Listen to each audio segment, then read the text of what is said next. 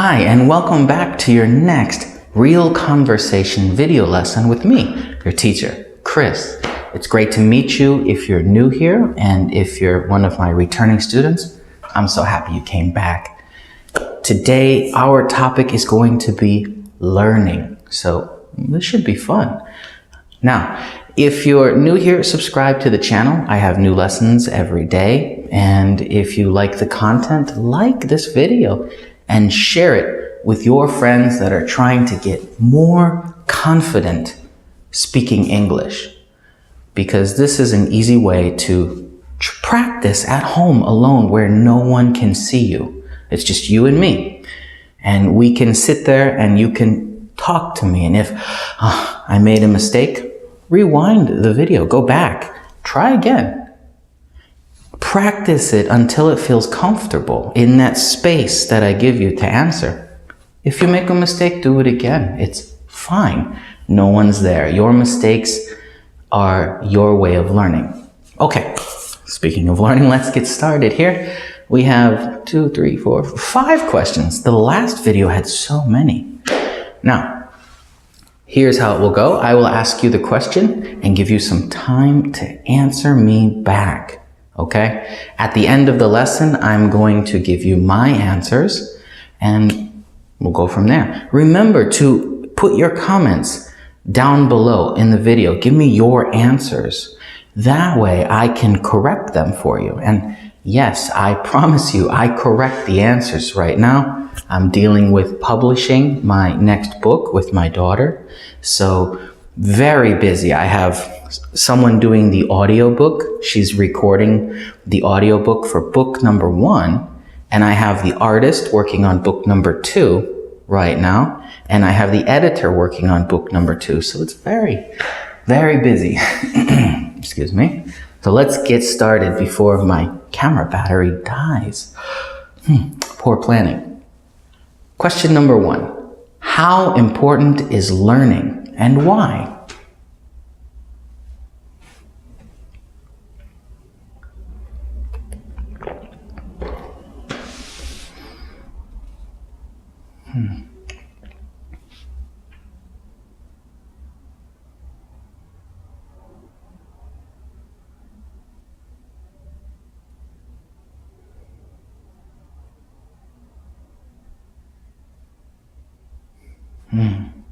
That's a good answer. Question 2. Besides English, what are you learning right now? What are you currently learning?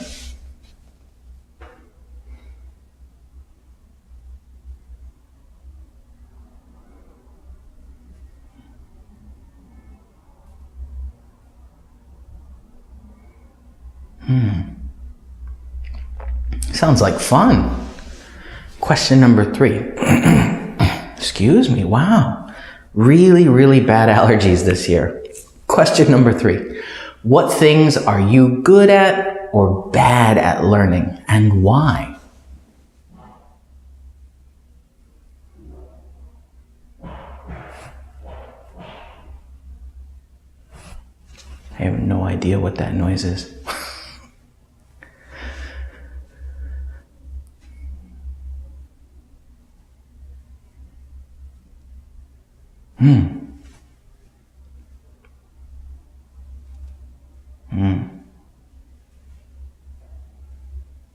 Yeah, I have trouble learning some things too. Question number 4. What would you most like to learn?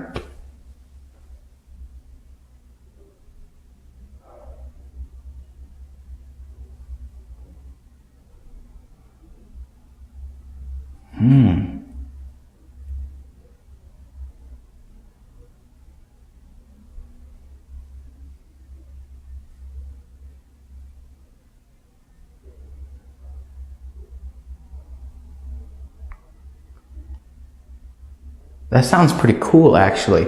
I would like to try learning that too. Question number 5.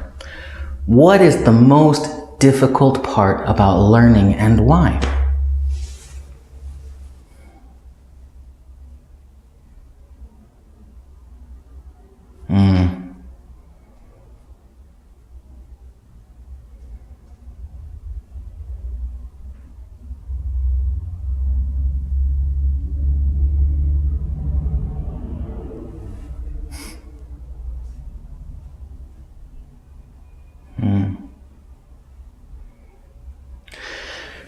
Learning is always a little bit difficult.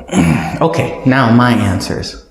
How important is learning and why? I think learning is extremely important for two main reasons. One, learning keeps our brains active and engaged. By keeping our brains active and engaged, it prevents onsets of dementia and mental disorders. It also keeps us happy as we continue to grow as a person. The second thing is that learning is important to improve society. People need to learn to help themselves grow as a person and also to help influence the people around them. When they learn new abilities, new skills, their positive impact from those new skills benefits the people around them. So learning is very important for those two major reasons, but there are many others. Question number 2. Besides English, what are you currently learning? I am currently learning a lot of things. I'm currently practicing my Chinese, but I'm terrible at it, to be honest with you. I'm currently learning how to grow fish in the ocean, like ocean farming. I know, random, right? And I'm currently learning about investments in places like the Philippines and how to do it as a foreigner. So those are things I'm currently learning. And I'm also learning about the new city I'm going to move to in China. Question number 3, what things are you good at learning and what are you bad at learning and why? Well, let's start with the bad. I am terrible at learning languages. For me, learning a new language the words are easy. I have no problem with that. I am good at memorizing vocabulary. So that is one thing, but using their form of grammar is something that I am terrible at. Like Korean and English, for example, are completely opposite. And if you speak in broken English, you tell somebody something in bad English, they can still understand what you mean. It'd have to be very, very bad for someone not to understand what you mean. But in Korean, because of the structure of the grammar, if I say a word out of place in the wrong order, it changes the meaning, or there just is no meaning. And I find that a lot of the times when I try to speak a perfect sentence in Korean, I try to make one up as I'm living my life, that the very first thing that someone will say is, huh? Well, like what? It doesn't make sense. Whereas if you said something in terrible English, I'd be like, okay. I could figure it out. So I have a really bad problem with differing grammar structures, which is one of the reasons why I don't like grammar. And most of my writing lessons don't have grammar rules. I show you patterns because that's natural. I am good at learning how to do things physically or mentally. When it comes to like learning new skills, I'm good at that. But I fail miserably at languages and also numbers. I'm not good with numbers, especially 3-digit numbers. I always struggle with them. What would you most like to learn? I would love to learn something that no one knows how to do that can benefit mankind. Yeah, I think that would be amazing. If I had a chance to choose anything, it wouldn't be something that people know.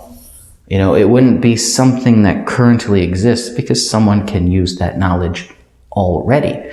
If I could learn anything, I would learn something that absolutely no one knows but is of extreme benefit to everyone. That would be cool. What is the most difficult part of learning and why? Being a teacher, I see this all the time. The most difficult part about learning is self-doubt. The minute you self-doubt your own ability to do something. Like I said, I'm bad at learning Korean. That doesn't mean that I quit. Self-doubt is the most toxic thing to learning because people will say, I can't do this, and they give up. That is the worst part. That is the most difficult thing to overcome, is that self-doubt. I can't do it. I can't understand it. I will never be good at this. That mental process immediately stops learning. It stops it. You have to then destroy that self-doubt before you can start to learn again.